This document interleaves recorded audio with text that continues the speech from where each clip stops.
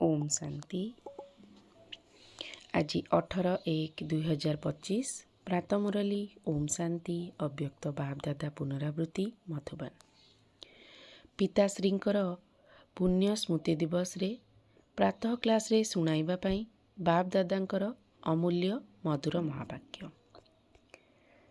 आजिर वरदान हजार भुजावाला ब्रह्मांकर संगर निरंतर अनुभव करुथिबा सच्चा स्नेही भव।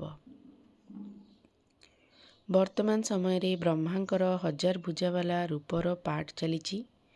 जेपरी आत्मा भुजा अर्थात हाथ बिना किछि भी काम करि परिबो नाही, सेहीपरि बापदादांक बिना भुजारूपी पिलामाने मध्य किछि भी करि परिबे नाही। प्रत्येक कार्य प्रथमे बाबांकर ही सहयोग रहिछि। जेते दिन पर्यंत स्थापनार पाठ चलीथिबो सेते दिन पर्यंत बापदादा पिलामानंकर प्रत्येक संकल्परे एवं प्रत्येक सेकेंडरे साथीरे अछंती। सेथिपाई केबे भी अलगा हेबार परदा पकाई वियोगी आत्मा हुओ नाही।